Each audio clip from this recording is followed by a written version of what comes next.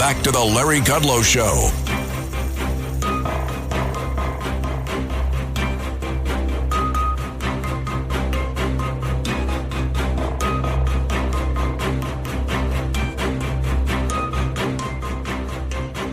All right, welcome back, folks. We're casting a long net for my pal Robert O'Brien, Ambassador Robert O'Brien, former National Security Advisor. I'm sure we will find him. But a couple things on his points.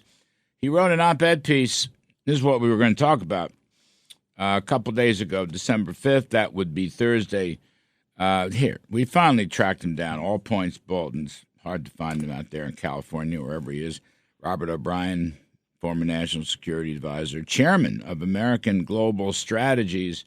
So, Robert, Kash Patel is right for the FBI. You know, it's funny. I wrote one, too, a couple days before you did. I think he's looking pretty good. But what do you think? You think what are the high points? Kash Patel should run the FBI because what? Well, Larry, thanks for having me on. And I'm out here at the Reagan Defense Forum in Simi Valley at the Reagan Library, and everyone misses you. So I've seen where the great Larry Kudlow is, and I told him he's doing radio, and I'm going to go on the show. So it's sorry for the delay in tracking me down. Look, Kash Patel is very experienced for this position. This is an interesting thing. He was a public defender, a federal public defender. He defended criminals. There was a time when the Democrats would have been thrilled with an FBI director who had a public defender background, and he exposed the FBI as illegally surveilling American citizens. Again, that's the sort of thing the left would have in the past been thrilled about. So he's got a very, this isn't just a typical law and order guy. Now he's been a prosecutor.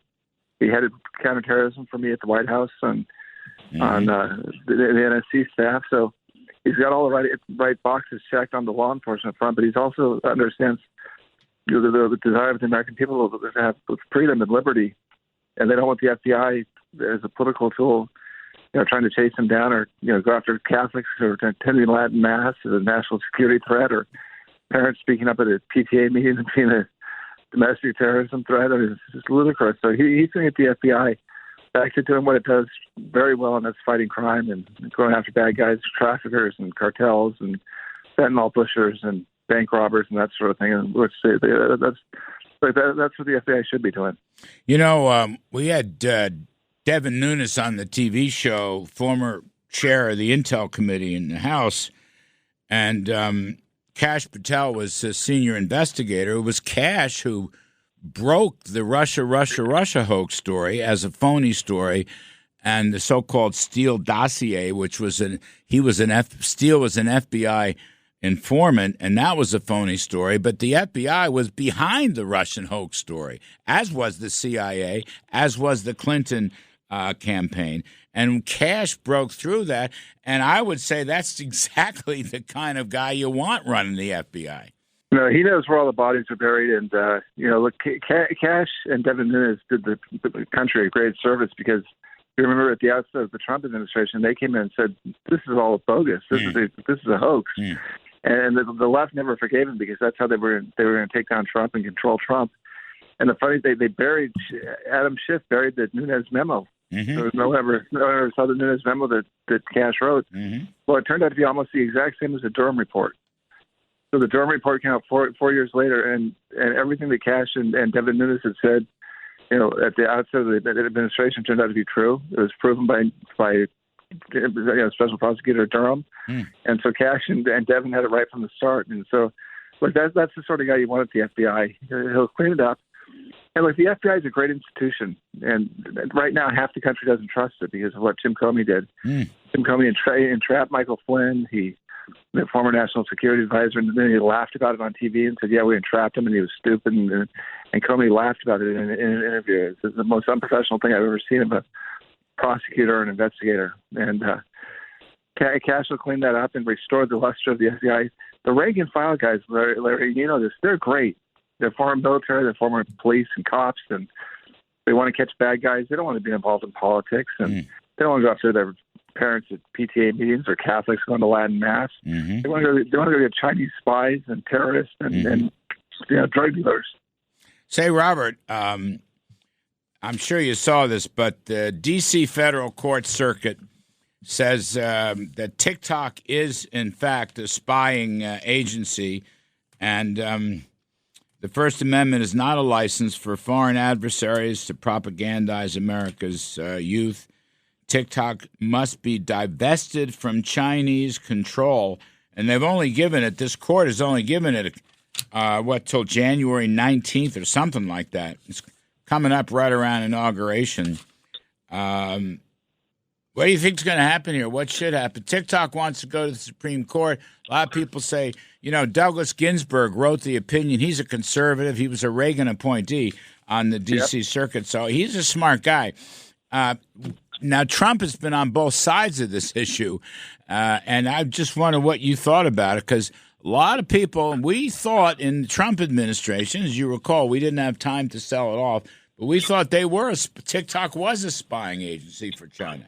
Americans love using their credit cards, the most secure and hassle-free way to pay. But D.C. politicians want to change that with the Durbin-Marshall credit card bill. This bill lets corporate megastores pick how your credit card is processed, allowing them to use untested payment networks that jeopardize your data security and rewards. Corporate megastores will make more money, and you pay the price. Tell Congress to guard your card, because Americans lose when politicians choose. Learn more at guardyourcard.com.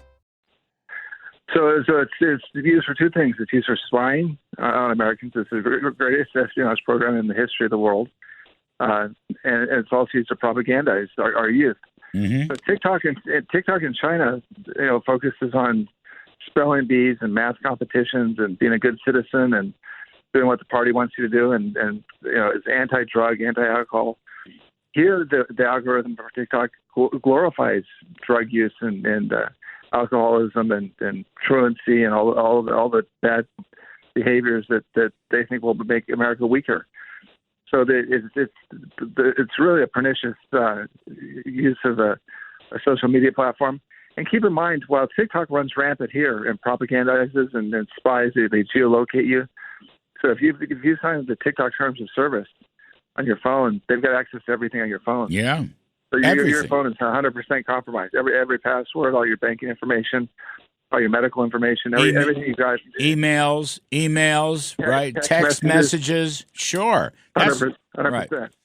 So that's all in Beijing now. So, look, we've got to shut down TikTok, or at least make it American. To have a program or an app that you can watch dance moves on, that's fine. But that should be run by an American company. The data should be here in America. It shouldn't be accessed by the Communist Party of China. And so I think this court ruling was terrific. And the Supreme Court's going to have the same ruling.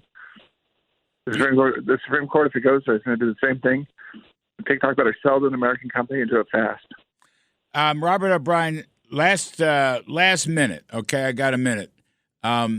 President Trump has said to Hamas in no uncertain terms, if you don't release the hostages, I guess there are 3 American hostages still living. I don't know how many Israeli hostages are still living. Nobody knows. But he said, the sky is going to fall on you. I'm paraphrasing it, but you will feel a heat. What do you think he meant on that? He's given him till January 20th, Robert. I got a little less than a minute for you on this. What do you think's going to happen here? Release all the hostages immediately. Don't be holding the hostages when Donald Trump is president, or you'll end up like Abu Bakr al-Baghdadi. The last thing you'll see in your life, if you're a Hamas operative, whether you're outside of Gaza or in Gaza, is a Belgian Malinois, like Conan the hero dog, military working dog, chasing you down a tunnel. Release the hostages.